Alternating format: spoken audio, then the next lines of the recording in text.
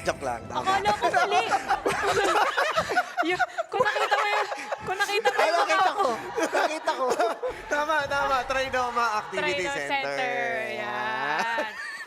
Ang alam ko, Sorry, ate ko. kita-kita na lang tayo doon. Nakita niyo yung ginawa ni Aaron? Ano yun? Sinama niya yung Sprite Link sa tapat ng bush para maging wards. Oo. Looks family, ah. Uy. Oy. Eh, mga ganong strat pala ang ating mga pro players. Ang sakit! Ang bilis nila mag-clear ng mayor. Parang hindi natin normally nakikita na gano'n na Nasaktan pupunta ako si... Ramdam yung sakit Dragon ah. ng- Nasasaktan ako para kay Angela eh. May nakita na ba tayo na may nag-cut ng minion? Gamit yung Sprite Link? Wala pa, no? Wala pa. Wala pa so far. Malinis ang mga games natin. Parang hindi ka rin kasi aabot. Sobrang bilis ng move speed ng mga minions. Oh, sa bagay. Ay, tapos... Nakalimutan ko na lang yung sasabihin ko. Tapos agad, tapos agad. Tapos agad. Hindi ko pa sinasabi, tapos na. Ano ba yun? Mamaya, babalik yan, babalik yan. Ang pag interesting nagutom. dito para sa Blacklist International, kadalasan ang Lady Sun tsaka Ming, nilalagay sila sa may bandang gitna para magkaroon nga ng early game aggression, no? And early game tempo. Pero ang ginawa ng Blacklist dito, nilagay nila yung Lady Sun Ming duo dito sa may bandang ibaba.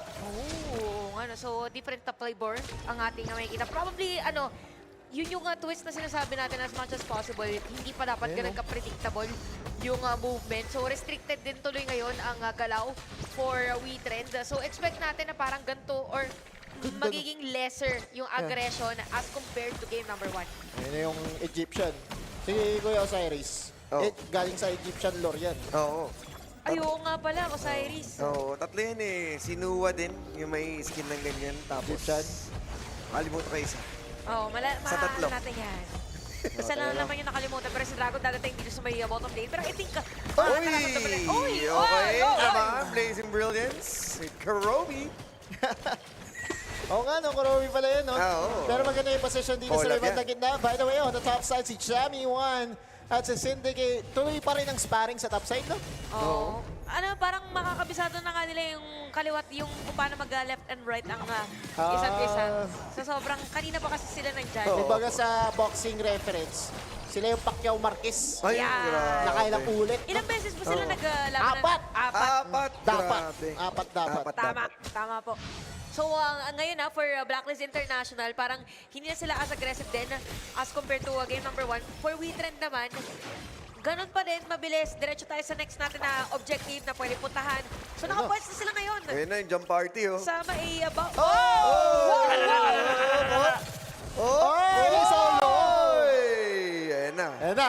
Naku, makakabawi na. Nagtibangan nyo. Flash na. Nag-flash na. Kailangan na i-commit. Pero si What? Arise. Ay! Nako, masyado silang sumobra doon. Nilabas yung jump party. Anong nangyari? Sumobra, min. Nag-overspeeding. Nilibang lang tayo tapos si Arais pa nga yung nag-surrender ng first blood going to Dragon. Oh, napaka-crucial niyan para sa WeTrend. Pero, ay, ako Tingnan nakakawan. Ayun tuloy. Yung cause and effect. Ang galing eh, no? Pagka may nakakuha ang kill, ano ang unang nasa isip ni Just si umagaw ng camps? Inagaw yung blue. Wala na. Agaw na, oh. Okay. Ay, hindi. Naku. So, dahil dyan, level 7 na siya. Si Arise, level 6. Kailangan niya humabol ngayon. Grabe. Oh, ang bilis nung parang muscle memory. Na okay na magay sila, punta na tayo sa zone. Oo. Punta ka sa may blue. Kahit nakakuha na nga. May Alam sense mo, of urgency. Oo, na-practice na rin kasi nagiging Ay, present napigilan din. na. Uy, teka lang ha, laban na naman dito. 2v2, yung kanilang Makunat 1v1 pareho. lang with Chami 1, pero ito na yung kunat na dala dito at nag-avatar na nga. Pinakitaan na ang yung zombie. Lumabas na. Kaso makakayanan niya kaya Uy! dahil Uy! ngayon, freshly Uy! forged. Uy! Tamang sidestep, avatar ni Entro, isa pa, Alak ka! big that 3 dodge para kay Chami 1. Uy, aray! Para dito sa side ng WeTrend, pero dediretsuhin pa rin yata nila. Si Draco na makakasalubin nila yung under the turret. At ngayon, hindi nila nire-respeto. At overcommitment, kakagat kaya to. Although, off lang yung stun dito, pero okay pa rin. Dahil nakatakas pa rin si Chami. Walang namatay. Oh. Walang namatay. Madudulas, madudulas Si Si Just, Jassy, oo, nag-iisa. Oo, pero my dadating God. mga players sa blacklist sa may taas. Alam nila na apat to. Jassy! Nakakuha nga na isa kahit gaano pa kalayo. Tinamaan ng laser. At nakita mo rin naman yung pagiging productive dahil yung baba nawalan ng red. What is that? Habang ang mahaba yung teammate sa may top lane, meron din palang kumukuha ng Torre dito sa may bottom lane. Mapapaha ka na talaga. Ang grabing space ang kinuha at ginawa ng blacklist. At para sa Blacklist, yung kanilang dancing move sa top side, yung naging rason kung bakit nila nagawa yung nakuha yung advantage na yan. 3v5 yun eh, 3v4 yun on the top side eh, walang problema para sa kanila. Overstay, minili nila na sobra, makukuha ngayon ni Torre. Jobs done. Hindi natin kailangan mag-overspeeding. 5 minutes into the game. Ang dami nang nagawa ng Blacklist. Oh, grabe yung yung sira na to. Sobrang crucial niyan para sa Witherin. Parang hindi na nila, dahil sa nangyari yun, feeling ko lang naman, hindi Feeling na mo lang. gagawin yung mahabang teamfight sa specific lane kasi Yes. nag-iwan nila eh. Oo.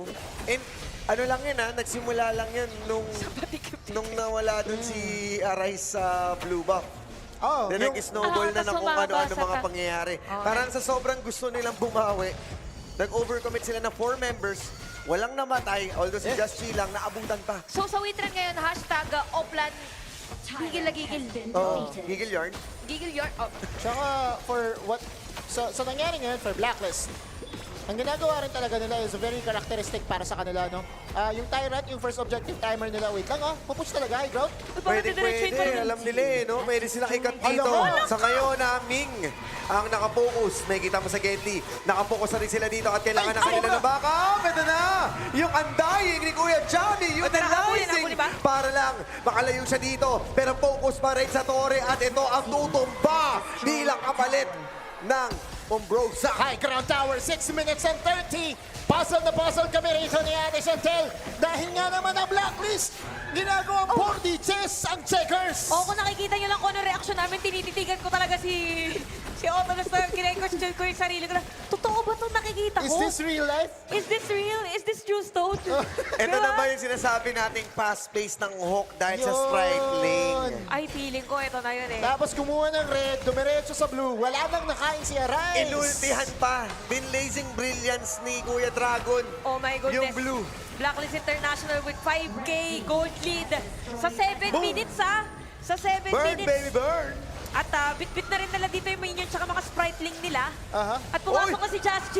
Nako, ito meron pa naman siyang shield Down. dito. Focus, fire, over Oh the my wall! God, Dragon. Tinamaan pa rin ng mga apoy dito at nagliliyab na ang Blacklist. At ngayon, inuunti-unting ubusin Kuya Chami na di mamipigilan Malamani with a 1-2 against Marquez. Dire-diretso tayo dito sa Crystal! Ito na ba ang katapusan? Sila na ba siya magwawagi? At kahit pa si Darwin, knockout naman na Ricky Hatton! At ito na ang hatol ng Blacklist to take down Witherin! 7 minutes! Nagmamadali. Anong oras na rin kasi? Ano oras na rin